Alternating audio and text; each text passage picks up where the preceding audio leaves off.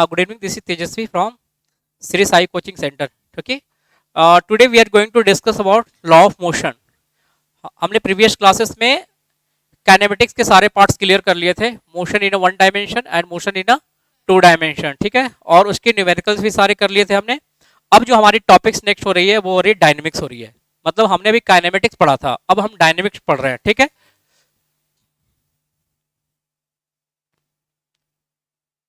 इसको आप ये भी कर सकते हो, लॉ ऑफ मोशन भी इस चैप्टर को कर सकते हो, या आप इसको न्यूटोनियन न्यू मैकेनिक्स भी कर सकते हो.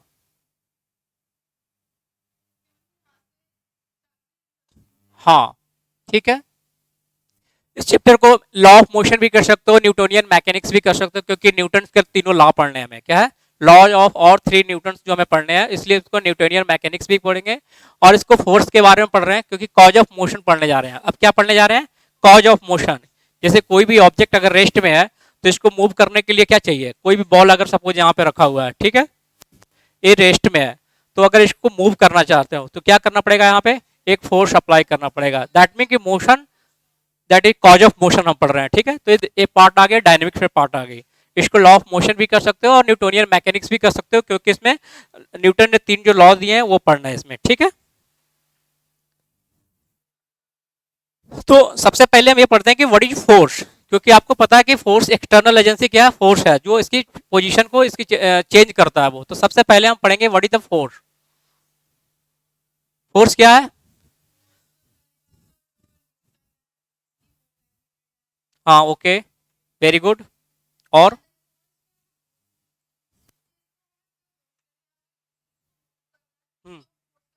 Definitely okay. फोर्थ, तो इसको हम ऐसे डिफाइन कर सकते हैं, it is an external agency. क्या है? It is an external agency.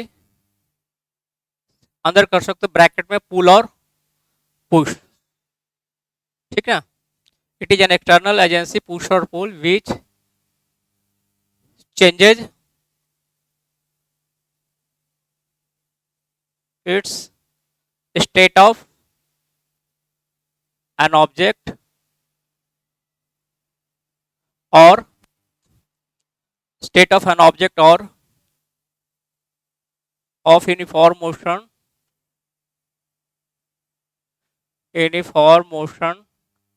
or of direction of motion, ठीक है. It is an external agency bracket में पुल और push which changes its state of an object. इस ऑब्जेक्ट की क्या करते हैं? उसका स्टेट चेंज कर देगा. और क्या कर रहा है? और उसके यूनिफॉर्म मोशन को चेंज कर सकता है. और तीसरा क्या है? उसकी डायरेक्शन ऑफ मोशन को भी चेंज कर सकता है. दिस इज कॉल्ड फोर्स, है ना. जैसे मान ले कि कोई बॉल सपोज पहले तो रेस्ट में है. क्या है? रेस्ट में है. अगर हमने इस पर एक फोर्स लगाया, क्या लगाया? फोर्स लगाया, तो इसकी पोजीशन चेंज हो जाएगी. आफ्टर मान लो कि सर्टेन टाइम में बॉल कहां पे आ गई? बॉल यहां पे आ गई, ठीक है. टी टाइम में बॉल यहां पे आ गई, टी सेकेंड में, है ना. एक तो कंडीशन ये भी हो सकता है कि बॉल जो है ऑलरेडी मूविंग में है. क्या है? मूविंग में है ऑलरेडी. ये मान लो कि यू मीटर पर सेकेंड स्पीड से मूव कर रही है. आपने एक एक्सटर्नल टी टाइम बाद आपने एक एक्सटर्नल फोर्स लगाया. क्या लगाया? आप एक्सटर्नल फोर्स लगाया यहाँ पे और इसको स्टॉप कर दिया. U is equal to 0 metre पर सेकेंड. इसको रेस्ट में लेके आ गए.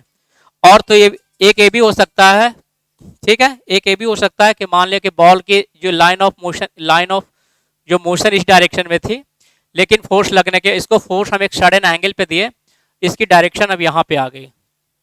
मतलब इसकी पोजीशन हो गई, अब चेंज हो गई. इसको आप कोऑर्डिनेट सिस्टम में ज़्यादा अच्छा समझ सकते हो.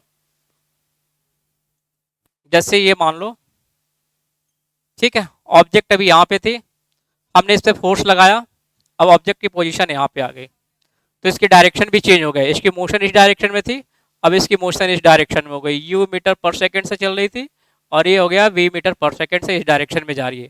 पहले इस डायरेक्शन में जा रही थी, लेकिन जैसे हमने इस पर फोर्स लगाया तो इसकी डायरेक्शन चेंज हो गई. तो फोर्स का हमने डिफिनेशन कैसे दिया? It is an external agency push और pull which changes its state of an object. अगर स्टेट ऑफ एन ऑब्जेक्ट अगर वो रेस्ट में है तो इसको मोशन में लिया गया, मोशन में है तो इसको मोशन में है तो इसको हम रेस्ट में लेके आ गए, ठीक है। That is the state of an object और ऑफ यूनिफॉर्म मोशन। और हमने क्या करते हैं, उसको यूनिफॉर्म मोशन में भी कर सकते हैं। यूनिफॉर्म मोशन को भी मैं बताऊंगा कैसे करते हैं जो।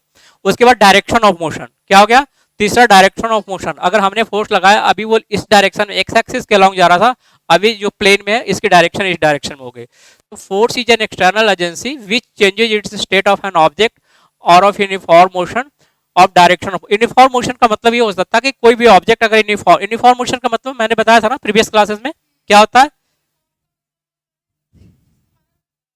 Speed is constant through out the time. या तो एक ये डिफिनेशन हो गया, और दूसरा बताया था कि उसकी equal displacement in equal interval of time.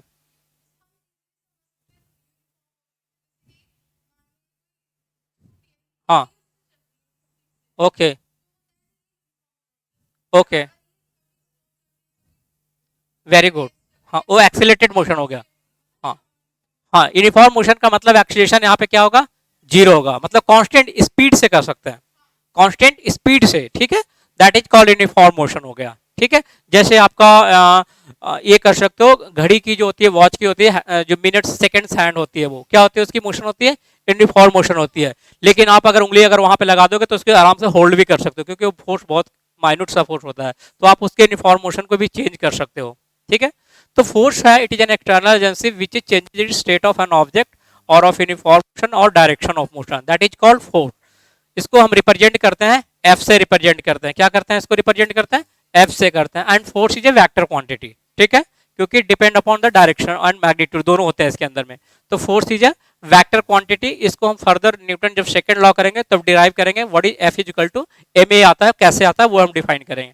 अभी आपको बस इतना समझना है कि फोर्स क्या डिफिनीशन क्या है, ठीक है, क्योंकि हम पढ़ने जा रहे हैं डायनेमिक्स पढ़ रहे हैं, कॉज ऑफ मोशन पढ़ रहे हैं। तो कॉज ऑफ मोशन का सबसे बड़ा जो फैक्टर है वो क्या है, वो फोर्स ही है। वो फोर्स आपका डिफरेंट फॉर्म में भी हो सकता है, कॉन्टैक्ट फोर्स भी हो सकता है, जैसे आपने 11th 8th क्लास में आई थिंक सो पढ़ा होगा, what is the contact force and non contact force. Contact force किसे कहेंगे, जैसे हम वॉक कर रहे हैं, तो वॉक कर रहे हैं तो ये फ्रिक्शनल फोर्सेस जो लग रही है, that is the contact forces. Non contact forces क्या हो गया, नॉन कॉन्टैक्ट फोर्सेस कर सकते हो मैग्नेटिक फोर्सेस जो है। मैग्नेटिक फोर्स जो होती है वो नॉन कॉन्टैक्ट फोर्स होती है। जैसे आपने बचपन में एक मैग्नेट यहाँ पे रखा, ये नॉर्थ पोल और साउथ पोल है, ठीक है, ये आपका साउथ पोल और नॉर्थ पोल है, तो ये क्या करेगा, ये अट्रैक्ट करेगा। तो इसमें तो कांटेक्ट हो नहीं रही है, फिर भी फोर्स लग रही है, फिर भी इसको पुल कर रही है। अगर ये एन कर दोगे और एस कर दोगे तो इसको पुश करेगी वो। तो ये आपका जो डिपेंड ये करता है क्या है, ये आपका नॉन कॉन्टैक्ट फोर्सेस है। कॉन्टैक्ट फोर्सेस कौन से हो गए, फ्रिक्शनल फोर्सेस आपका कॉन्टैक्ट फोर्सेस हो गए। क्लियर है कॉन्सेप्ट, ठीक है। तो अभी हम कॉन्टैक्ट फोर्सेस के बारे में पढ़ेंगे। नॉन कॉन्टैक्ट ग्रेविटेशनल फोर्सेस है, वो क्या आपका नॉन कॉन्टैक्ट फोर्सेस है। जैसे किसी भी ऑब्जेक्ट को यहाँ पे लीव करते हैं तो बगैर इसमें कुछ कॉन्टैक्ट हुए भी सीधे नीचे फॉल हो रही है, ठीक है। दैट मीन्स कि ये कौन सी फोर्सेस है, ये भी नॉन कॉन्टैक्ट फोर्स है। कौन सी है, नॉन कॉन्टैक्ट फोर्स है। फिर नॉर्मल रिएक्शन जो होती है वो कॉन्टैक्ट फोर्सेस होती है वो। तो हम कॉन्टैक्ट फोर्स के बारे में ही पढ़ेंगे अभी, ठीक है। ये नॉन कॉन्टैक्ट फोर्स का एग्जाम्पल था।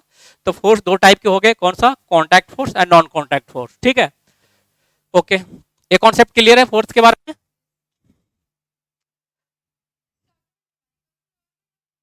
ज़्यादातर न्यूमेरिकल है इसमें, लेकिन अगर न्यूमेरिकल अगर कॉन्सेप्ट क्लियर होंगे तभी न्यूमेरिकल बनेंगे, ठीक है। इसमें जो न्यूमेरिकल है मैक्सिमम एक ही टाइप के हैं, लॉ ऑफ इक्विलिब्रियम पे है। इसकी जो न्यूमेरिकल इस चैप्टर में लॉ ऑफ इक्विलिब्रियम पे है, और आपको वेक्टर का नॉलेज होना जरूरी है यहाँ पे, क्योंकि वेक्टर का जो हमने फर्स्ट क्लास जो लिया था, जितने भी वेक्टर का लिया था, वो वेक्टर का कॉन्सेप्ट क्लियर होना चाहिए, क्योंकि force is a vector quantity, I told you, है ना। तो वेक्टर का नॉलेज होना चाहिए, क्योंकि डिफरेंट डिफरेंट ऑब्जेक्ट पे डिफरेंट डायरेक्शन से फोर्सेस लग रहे हैं, तो नेट फोर्सेस हमें हर जगह एवरी टाइम निकालना पड़ेंगे, तो वहाँ पे हमें वेक्टर का कॉन्सेप्ट ही यूज करना पड़ेगा वो, ठीक है।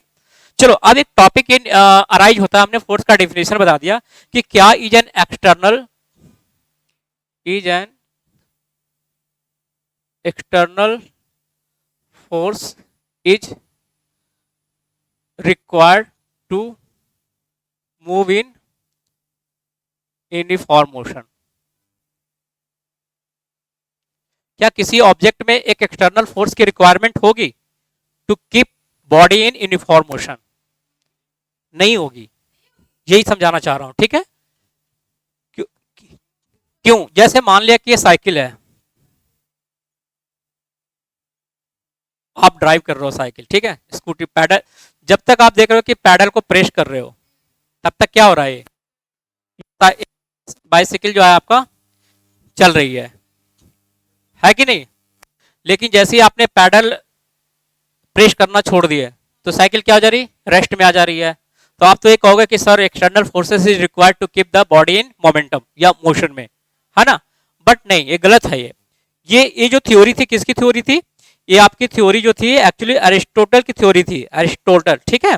इसको गैलीलियो ने इसको रॉन्ग प्रूफ किया। कैसे रॉन्ग प्रूफ किया वो मैं बताता हूं इसमें। हालांकि प्रैक्टिकल लाइफ में ऐसा है नहीं, ठीक है, प्रैक्टिकल लाइफ में ऐसा नहीं। एक्चुअली ये फोर्स जो हम कर रहे हैं, ये फोर्स हम एक्चुअली फ्रिक्शनल फोर्स को इनकाउंटर करने के लिए पैडल प्रेस कर रहे हैं।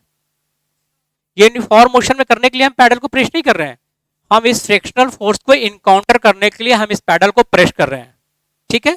तो आपकी जो डिफिनीशन है कि जैसे मान ले कि पैडल, हमने पैडल प्रेस करना छोड़ दिया तो ये फ्रिक्शनल फोर्सेस इतना स्ट्रांग हो जा रहा है कि इस साइकिल को क्या कर दे रहा है, स्टॉप कर दे रहा है वो, ठीक है। तो ये फ्रिक्शनल फोर्सेस को इनकाउंटर करने के लिए हम मस्कुलर फोर्स लगा रहे हैं फॉरवर्ड डायरेक्शन में, तभी ये साइकिल जो है कंटिन्यू क्या कर रही है, मूव कर रही है।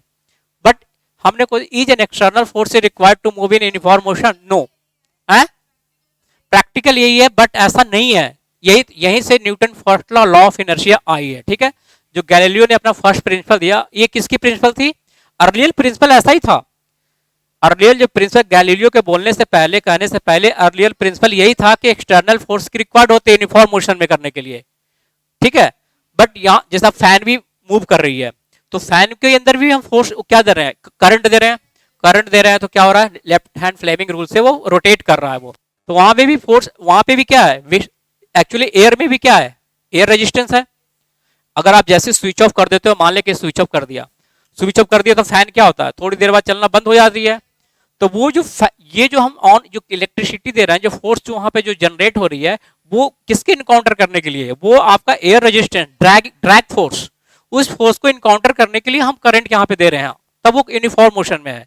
मतलब जहां पे भी यूनिफॉर्म मोशन में किसी न किसी फोर्स को हम इनकाउंटर करने के लिए वो कर रहे हैं वो।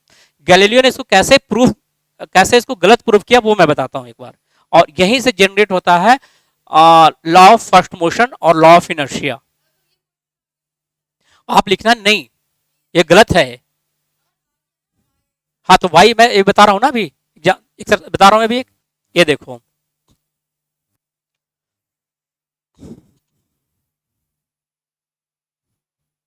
तीन तीन डायग्राम मैं अलग अलग बनाता हूं, अच्छे से समझना इसको बिल्कुल। देखो लॉ ऑफ मोशन में क्या है, मैं तो चाहूं तो 1 घंटे में डिस्कस करके खत्म करके तीनों लॉ पढ़ा लिखवा दूं मैं, और तीनों लॉ लिख लोगे, ठीक है, और लॉ ऑफ मोशन क्लियर हो जाएंगे और न्यूमेरिकल 1-2 करा दूंगा। बट नहीं, कॉन्सेप्ट समझना बहुत जरूरी है। यहाँ पे क्या है, कॉन्सेप्ट समझना बहुत जरूरी है। थोड़ी सी हिस्ट्री भी समझनी पड़ेगी। हाँ नहीं, ऐसा नहीं होना चाहिए।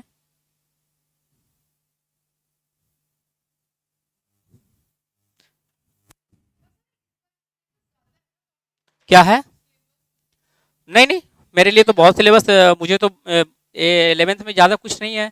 अभी आपको इसमें मैकेनिक्स पढ़ना है और सेकंड पार्ट में I think heat and thermodynamics और वेव एंड साउंड पढ़ना है, ठीक है।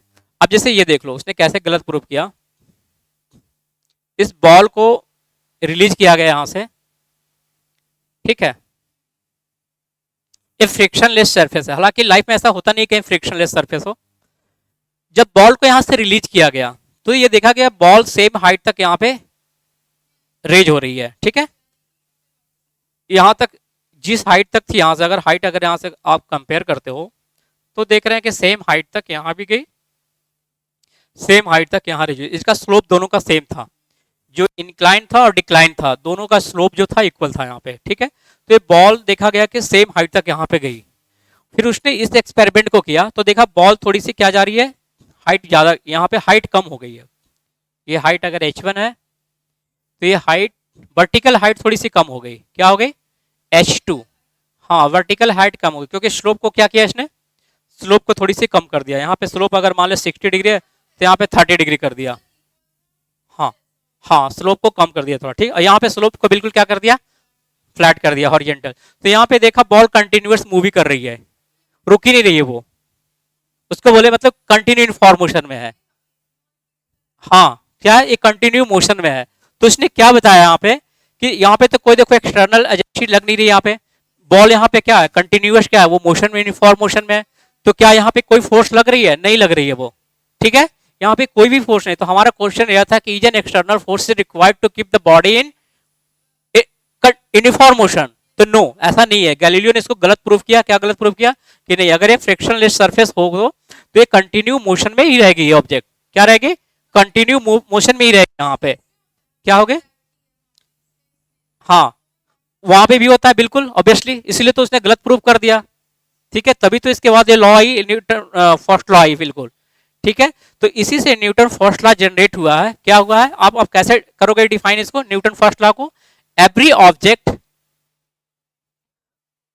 Continue to be in state of rest, every object continue to be in state of rest, हाँ state of rest or uniform motion in a straight line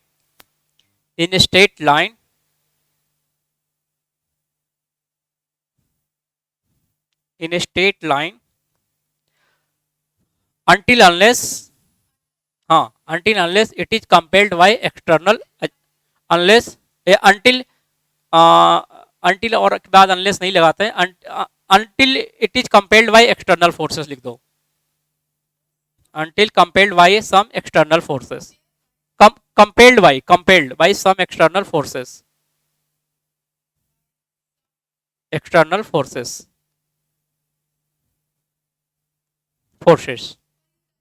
हाँ ये diagram समझ में आ गया ना ये, क्योंकि ये ऑब्जेक्ट अब तभी इसकी स्टेट, इसकी चेंज कब होगी, जब तक हम कोई एक्सटर्नल फोर्स नहीं लगाएंगे तब तक ये रुकेगा नहीं है, ये कंटिन्यू मूव करता ही रहेगा वो, हाँ क्योंकि नॉन फ्रिक्शनल है, ठीक है। तो वो जो हमारी जो थ्योरी थी कि नहीं सर हम साइकिल पे पैडल प्रेस कर रहे हैं वो यूनिफॉर्म मोशन के लिए नहीं, वो हम इनकाउंटर कर रहे हैं फ्रिक्शनल फोर्सेस को, हम उस फोर्सेस को ओवरकम करने के लिए हम मस्कुलर फोर्स लगा रहे हैं।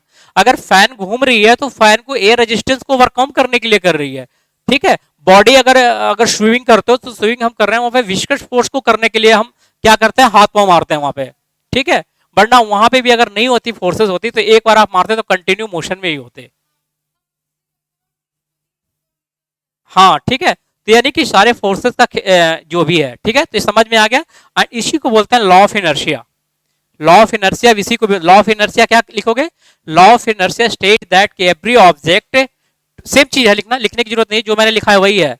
It state that, law of inertia ये कहती है, हाँ लॉ ऑफ इनर्शिया ये कहती है कि it state that every object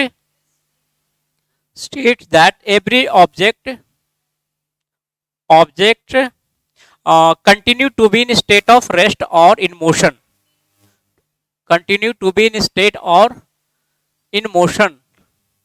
unless it is compelled by external agency,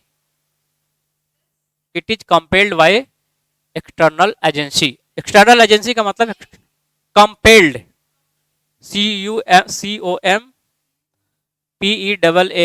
compelled मतलब किसी को फोर्स, एक्सटर्नल, हाँ एजेंसी का मतलब कुछ भी फोर्स जो बताया मैंने, ठीक है, क्लियर है ये।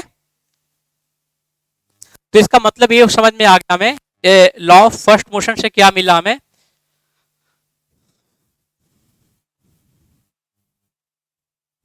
यहां तक कॉन्सेप्ट क्लियर है पूरा, ठीक है। तो इसका मतलब ये हो गया कि किसी भी बॉडी पे अगर कोई भी नेट एक्सटर्नल फोर्स जीरो है, मान लो कि एक ऑब्जेक्ट है जो इसकी मास सेम है, वो यहाँ पे रखा हुआ है सरफेस पे, ठीक है। इसका मतलब है कि अगर इस पे नेट एक्सटर्नल फोर्सेस जीरो हो गए, क्या हो गए, नेट एक्सटर्नल फोर्सेस जीरो हो गए, मतलब कोई अगर एक्सटर्नल फोर्सेस, हो सकता है एक्सटर्नल फोर्सेस लग भी रहा हो, जैसे मान लें कि एक इधर से पुश कर रहे हैं, एक इधर से, ठीक है, और सेम फोर्सेस इधर से अप्लाई कर रहे हैं, तो यहाँ पे भी नेट एक्सटर्नल फोर्सेस क्या हो गया, जीरो है, क्योंकि सेम फोर्सेस इस साइड भी अप्लाई कर रहे हैं, जैसे जस्ट लाइक अभी हम ये है इसको पुश कर रहे हैं। तो ऐसा तो नहीं कि दीवार गिर जा रही है, दीवार नहीं गिर रही है, क्योंकि दीवार भी मुझे उसी फोर्स से पुश कर रही है, मुझे भी, ठीक है, उसी फोर्स से दीवार मुझे भी पुश कर रही है। तो ये क्या है, स्टेट ऑफ रेस्ट में है, ये क्या है, स्टेट ऑफ रेस्ट में। तो यहाँ पे जो नेट फोर्सेस हो गया वो क्या हो गया, जीरो हो गया। तो जब भी नेट फोर्सेस जीरो हो गया तो वो बॉडी कैसी रहेगी, वो आपकी यहाँ पे एक्सीलरेशन यहाँ पे जीरो रहेगी, वो यूनिफॉर्म मोशन में होगी। या हाँ मतलब इसकी स्टेट या तो रेस्ट में है तो रेस्ट में रहेगी, या फिर मोशन में तो मोशन में रहेगी। अगर जैसे यहाँ पे रेस्ट में है तो ये हमेशा रेस्ट में ही रहेगी, फोर्स लगाने के बाद भी रेस्ट में ही रहेगी। यहाँ पे मान लो भी जीरो हो जाएगा। यहाँ पे अगर शुरू में यू अगर इनिशियल वेलोसिटी अगर जीरो थी इसकी, तो ये same equal and opposite forces लगाने के बाद भी ये स्टेट रेस्ट में रहेगी। इस कंडीशन में क्या हो गया, एक्सीलरेशन क्या हो गया, जीरो हो गया, जीरो ही रहेगी वो, क्योंकि नेट फोर्सेस जीरो है यहाँ पे। ठीक है, अब v कैसे जीरो आ गया, आप इससे कर सकते हो v u plus A T.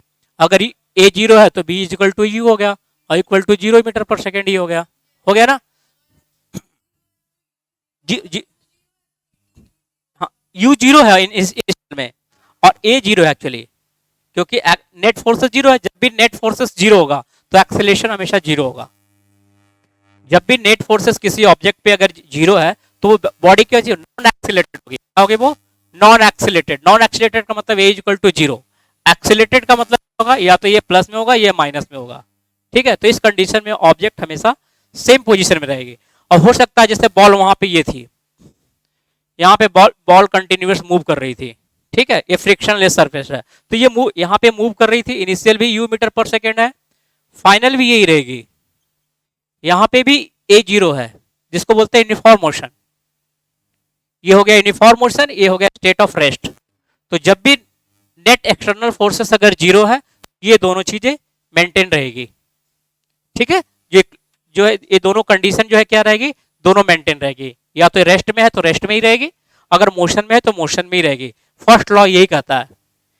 First law क्या कहती है कि कोई भी ऑब्जेक्ट अगर रेस्ट में है तो रेस्ट में रहना चाहती है, अगर मोशन में है तो मोशन में ही रह जाती है। ठीक है, until unless compelled by external forces. लेकिन यहाँ पे एक्सटर्नल फोर्सेस हमने लगाए हैं बट जीरो है यहाँ पे।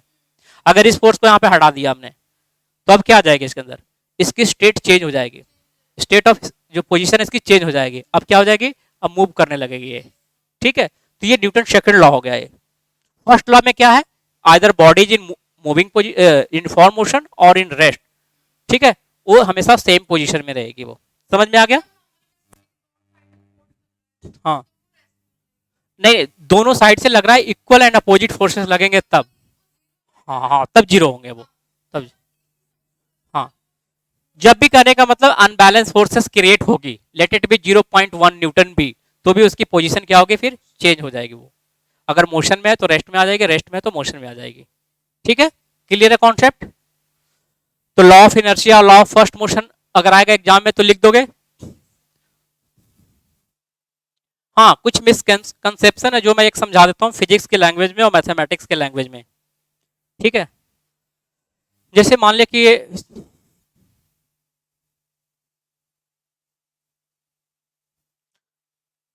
इस टेबल पे एक बुक्स रखी हुई है, क्या रखी हुई है, ऑब्जेक्ट रखी हुई है, समझ लो कोई भी ऑब्जेक्ट। ठीक है, तो इसकी स्टेट क्या है, रेस्ट में है अभी, लेकिन इस पे एक फोर्स लग रही है। कौन सी फोर्स लग रही है यहाँ पे, इस पे फोर्स लग रही है, इसका वेट लगेगी, क्या लगेगा, मान लो इसकी मास m है, mg लगेगा। ठीक है, और जब अब मैंने क्या बोला कि जब ये इसके वेट से प्रेस कर रहा है टेबल को, तो टेबल भी इसके ऊपर फोर्स लगाएगी, वो उसको बोलते हैं नॉर्मल रिएक्शन बोलते हैं, एन बोलते हैं। ठीक है, जैसे जस्ट लाइक हम अभी फोर्स यहाँ पे लगा रहे थे बोर्ड पे, तो बोर्ड भी हमें सेम फोर्स, जैसे हम फोर्स लगा रहे हैं तो सेम बॉल जो भी है मेरे ऊपर उतना ही फोर्स अपोजिट डायरेक्शन में लगा रही है। तो यहाँ पे ये लिखना N is equal to M G कहना फिजिक्स के लैंग्वेज में सही नहीं है। ठीक है, क्योंकि नॉर्मल जो रिएक्शन है एडजस्टेबल फोर्सेस है। क्या है, ये एडजस्टेबल फोर्सेस है। आप हो सकता है कितना भी वेट रख दो, एक बुक की जगह 2 बुक भी रख दो, और वहां पे भी बैलेंस कर लेगा वो। ठीक है, वहां पे भी बैलेंस कर लेगा ना वो, वहां पे भी बैलेंस कर लेगा वो। तो इसको हम ऐसे नहीं लिखेंगे, इसको सिंपली ए हम नहीं लिखेंगे कि sir normal reaction is equal to M G, तो नेट फोर्सेस कितना हो गया, 0 हो गया। नेट फोर्सेस अगर 0 हो गया तो ये कह देंगे कि ये रेस्ट में है, मतलब ये नॉन एक्सीलरेटेड मोशन है। नहीं, इसको हम ऐसे नहीं कहेंगे, इसको हम क्या कहेंगे, इसको हम ये कहेंगे, कि the normal reaction must be equal and opposite to the weight of this book. ठीक है, इस हम ये कहेंगे यहाँ पे कि normal reaction of this book is must be equal to the weight of this book. ठीक है, ये नहीं लिखेंगे N is equal to M G, थोड़ा सा एक मिसकॉन्सेप्शन है यहाँ पे क्या बोलेंगे कि R must be equal and opposite to weight, normal reaction must be equal to weight. ठीक है, हाँ ये हो गया।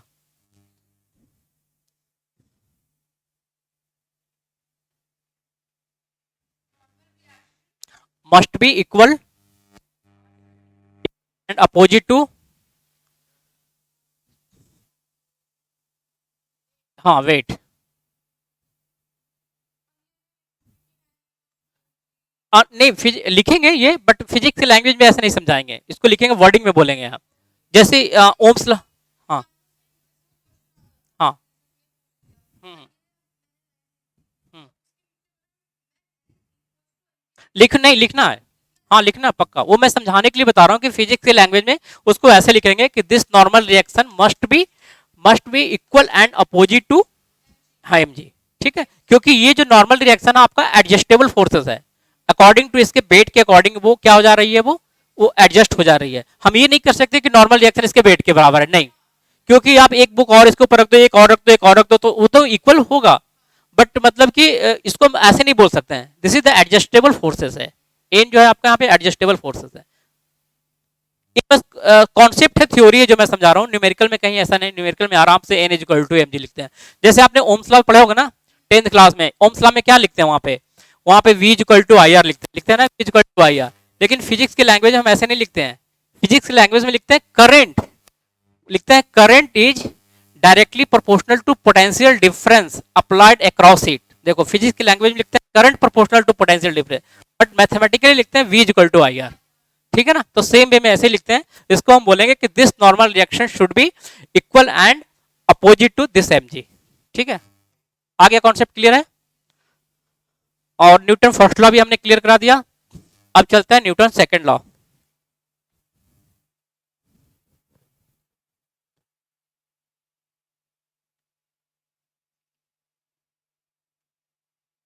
हाँ एग्जांपल, और न्यूटन फर्स्ट लॉ का एग्जांपल एक तो बताओ।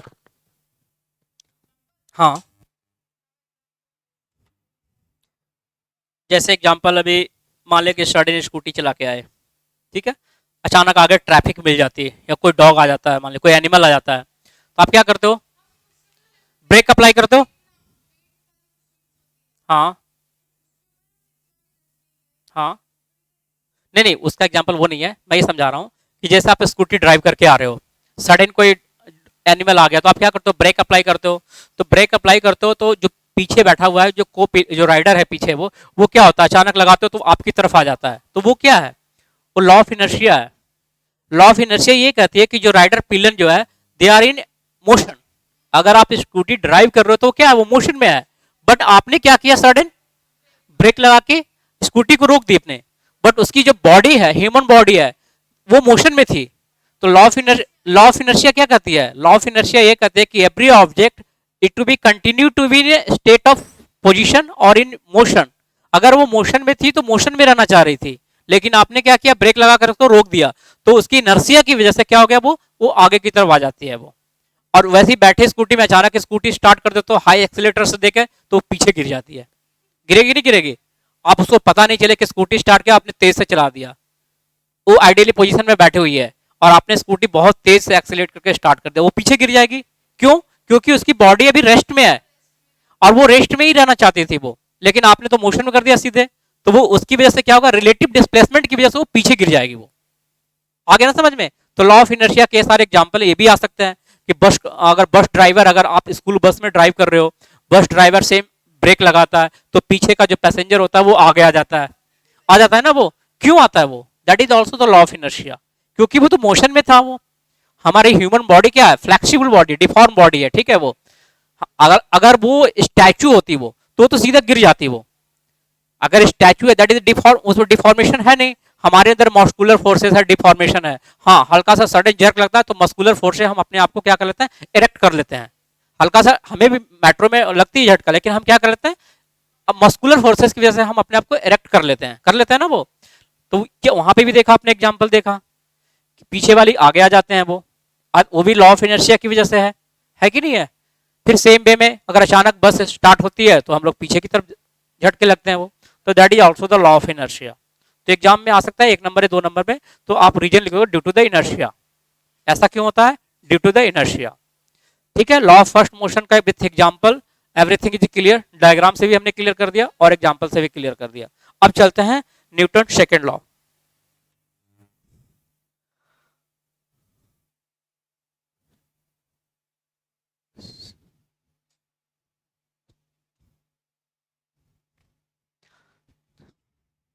हाँ, न्यूटन सेकंड लॉ ये कहता है the rate of change of external forces is equal to, नहीं नहीं एक minute, the external forces is equal to rate of change of momentum. External forces, the rate लिखो, ऐसा नहीं लिखो, the rate of change of momentum of body is directly proportional to, आप लिखो the rate of change of momentum, हाँ, momentum of an object is directly proportional to external forces applied on it।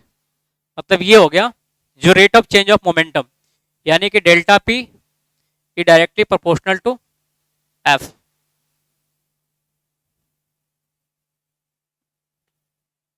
ठीक है, ये हो गया Newton second law. अब सबसे पहली बात आती है, पहले मोमेंटम डिस्कस कर लेते हैं क्या होती है मोमेंटम।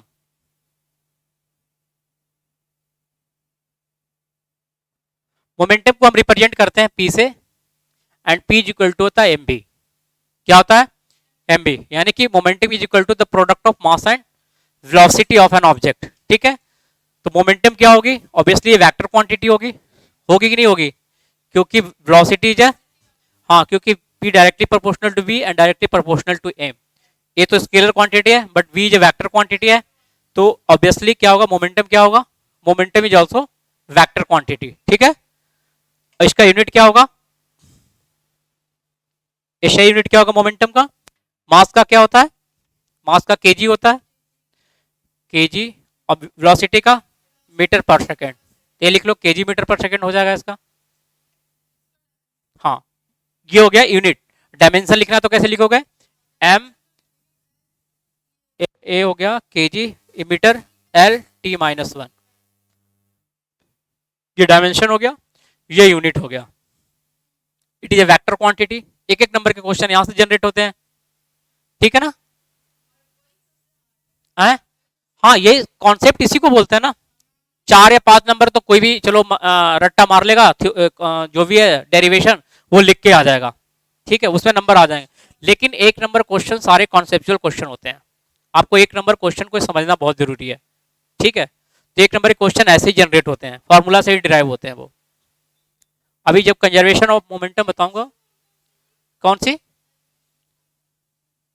डेरिवेशन में नॉर्मली, जैसे भी मैं अभी आगे कराऊंगा कंजर्वेशन ऑफ मोमेंटम, ये भी आ सकती है। Law of conservation of energy next chapter में है। फिर हाँ, डेरिवेशन आती है। फिर जैसे रेंज ऑफ एन ऑब्जेक्ट, जैसे हमने प्रोजेक्टाइल मोशन में रेंज बताया, मैक्सिमम हाइट कहाँ तक जाती है, वो भी आ सकता है, डेरिवेशन में आ सकता है सब चीजें। डेरिवेशन क्वेश्चन में होता है डिराइव द, जैसे मान लिया कि इसमें लिखेगा कि proof the conservation of momentum, हाँ, प्रूफ आ जाएंगे वो, तो आपको प्रूफ करने हैं वो, अभी मैं बताऊंगा आगे चल के। तो थ्योरी बेस्ड क्वेश्चन ऐसे डेरिवेशन रहेंगे वो, और एक एक नंबर के क्वेश्चन, और एक एक नंबर के क्वेश्चन जो यहीं से जनरेट होते हैं वो। ठीक है, अब डायमेंशन आ जाएगा, इसमें भी आते हैं, नीट के एग्जाम में भी डायमेंशन आते हैं।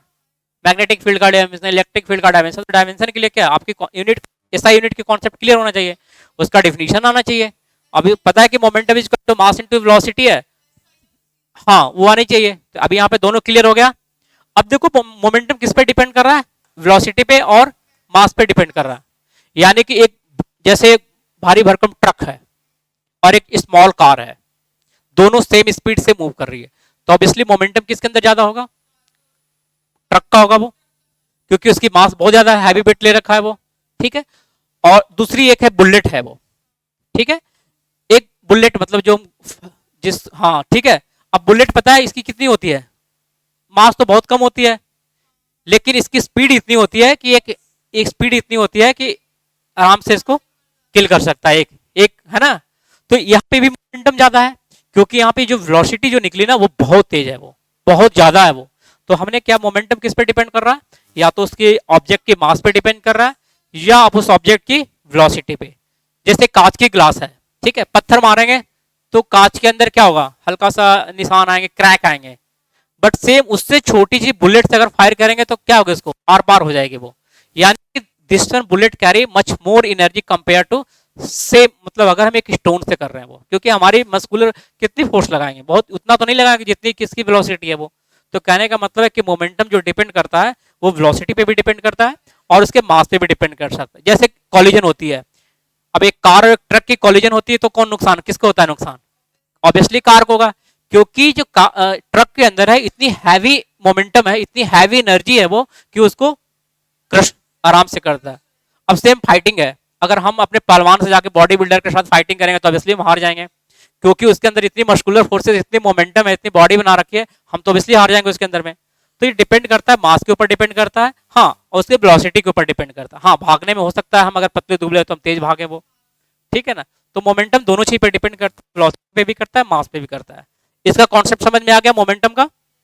हाँ, आगे चल के जब वर्क एंड एनर्जी जब पढ़ाएंगे तो और अच्छे से समझाएंगे इसको, मोमेंटम के टॉपिक्स को, ठीक है। हाँ, तो अभी हम क्या कर रहे थे, लॉ ऑफ, सेकंड लॉ पढ़ रहे थे। सेकंड लॉ क्या कहता है, the rate of change of momentum of an object is directly proportional to external forces applied on it, ठीक है। अब रेट ऑफ मोमेंटम यहाँ पे, ठीक है, तो ये मोमेंटम जो चेंज है, मान ले कि अभी किसी ऑब्जेक्ट की अगर इनिशियल मोमेंटम पी आई थी, अब इसकी मोमेंटम, अब हमने इससे फोर्स लगा दिया, ठीक है, फोर्स लगा दिया तो इसकी मोमेंटम क्या हो गई, पी एफ हो गई। तो चेंज इन मोमेंटम कितना हो गया, पी एफ माइनस पी आई इंटू टी। कितने टाइम में हो गया, मान ले टी इक्वल टू जीरो से शुरू किया था, टी टाइम में इतना हो गया, तो T minus zero and this is equal to F. ऐसे भी लिख सकते हो इसको, या तो delta P upon delta T लिखो, चेंज इन मोमेंटम और टाइम इंटरवल, या आप लिख दो P F minus P I, T minus zero लिख दो, एक ही बात है। अब पी एफ को क्या लिखोगे, अब मान ले किस ऑब्जेक्ट की मास एम है, मास तो एम है, वेलोसिटी इनिशियल में यू थी, अब इसकी वी हो गई, जब हमने एक्सटर्नल फोर्स लगाया तो, एक्सटर्नल फोर्स लगाया तो अब क्या हो गया, इसकी वेलोसिटी चेंज होगी, स्टेट ऑफ चेंज होगी इसकी। तो अब जो मोमेंटम, फाइनल मोमेंटम कितनी होगी यहाँ पे, एम बी होगी, इनिशियल कितनी होगी थी, M U, very good, and time कितना है, टी टाइम में, and that is equal to F, ठीक है। अब यहां से एम कॉमन ले लेंगे तो क्या आ जाएगा, v minus U upon T is equal to F, और v minus U upon T is equal to क्या होता है, ये होता है एक्सीलरेशन, ए, तो ये आ गया प्रूफ। हाँ, तो ये प्रूफ हो गया, ये न्यूटन सेकंड लॉ ने दे दिया एफ इक्वल टू ए में। यानी कि इसका डिफिनेशन ये है कि rate of change of momentum of an object is directly proportional to external forces applied it, ठीक है। हाँ, न्यूटन सेकंड लॉ करेगा और उसके बाद करेगा derive f equal to a में, state that Newton second law and derive f equal to a में। दो नंबर के आ सकते हैं क्वेश्चन से, नोट करो इसको, हाँ, यहां से नोट करो। उसके बाद लिखो delta P upon delta t upon f, diagram बनाना, डायग्राम बना दो।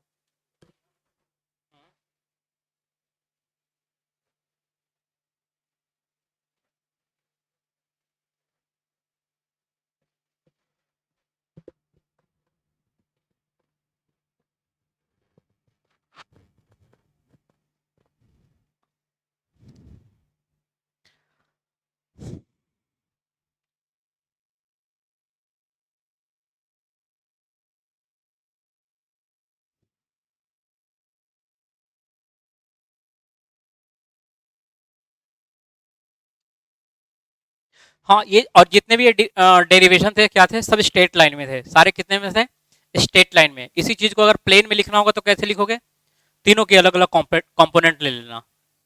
जैसे मान लिया कि delta P upon delta t upon F है, तो अगर ये मान लिया कि किसी प्लेन में इसकी, अभी हम मूवमेंट इसकी स्ट्रेट लाइन में ले रहे थे, हर ऑब्जेक्ट, इस ऑब्जेक्ट के मूवमेंट कैसे ले रहे थे, हम स्ट्रेट लाइन में ले रहे थे। अगर ये इसी की मूवमेंट अगर प्लेन में होगा तो यहाँ पे क्या लिखा जाएगा, यहाँ पे आप कर देना delta p x upon delta t is equal to f x, और delta p y delta t is equal to f y, और डेल्टा पी इज, प्लेन में यही दोनों ले लो, टू डायमेंशन में ऐसे हो जाएगा, हाँ प्लेन में।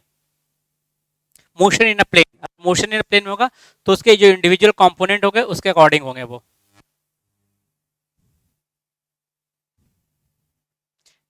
ये तो ओनली स्ट्रेट लाइन के लिए था ना, क्योंकि ऑब्जेक्ट इस स्ट्रेट लाइन में मूव कर रही थी। कोई जरूरी नहीं है कि स्ट्रेट लाइन में मूव करे कोलिजन करने के बाद, क्योंकि हम अगर यहाँ पे फोर्स हॉरिजेंटली अप्लाई हो रही है, ठीक है, अगर यही फोर्स मैं ऐसे अप्लाई करूँ यहाँ पे मारूं तो इसकी मोशन कैसे हो जाएगी, प्लेन में हो जाएगी बिल्कुल, फिर तो स्ट्रेट लाइन ही होगी ना इसकी। हाँ, तब वहां पे फिर कंपोनेंट के फॉर्म में लिखेंगे डेल्टा पी एक्स, मतलब एक्स के डायरेक्शन में जितनी चेंज हुई है वो लिख देंगे, फिर वाई के अलोंग जितना होगा वो हो जाएगा वो।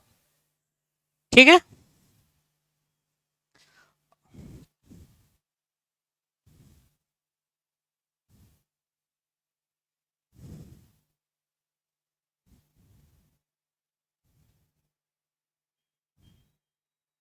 एक न्यूमेरिकल भी कर लेते हैं इससे रिलेटेड, नोट कर लिया इसको।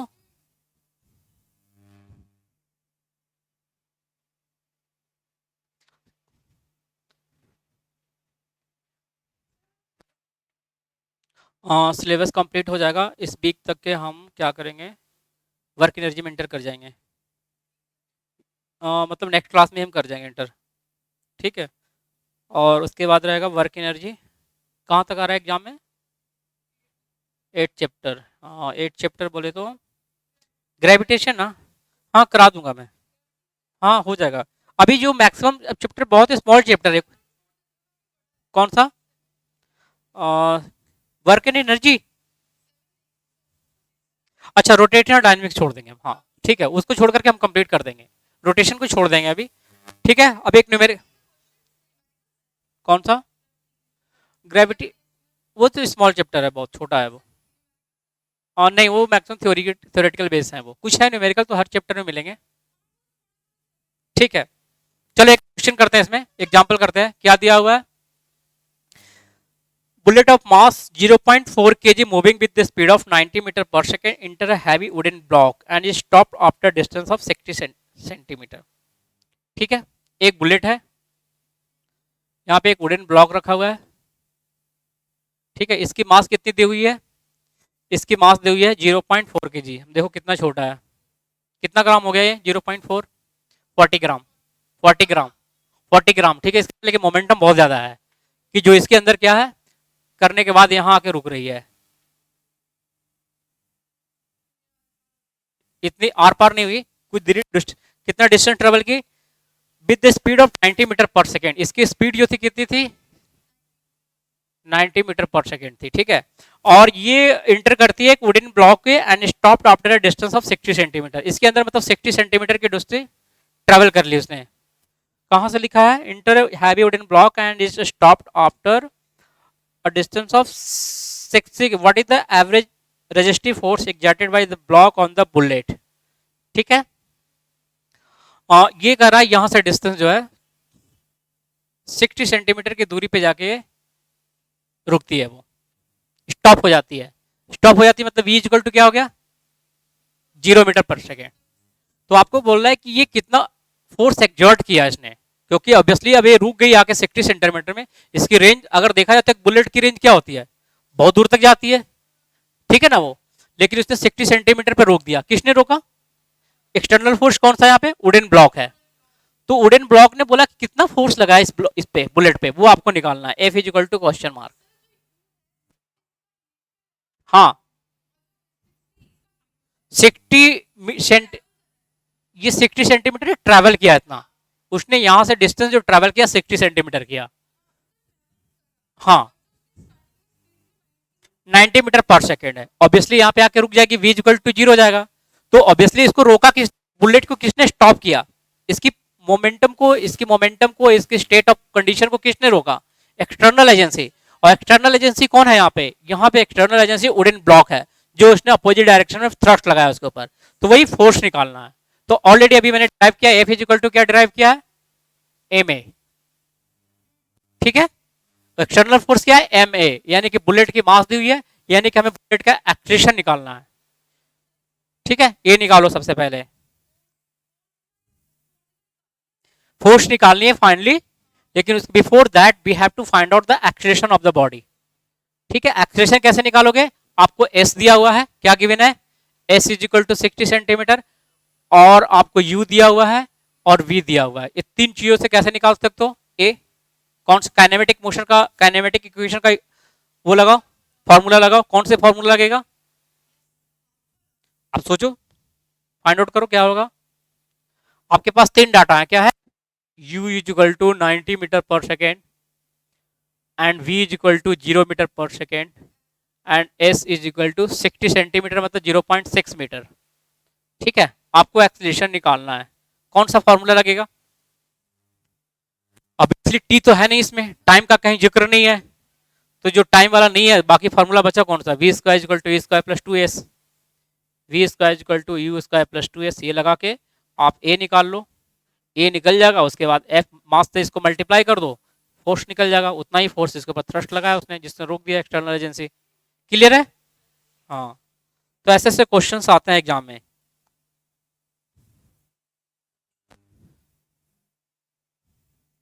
टाइम हो गया,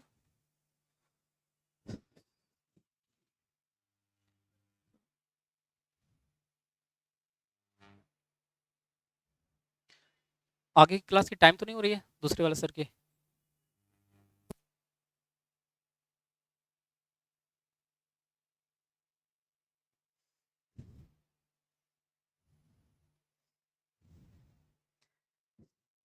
आ गया, फाइंड आउट हो गया, हाँ,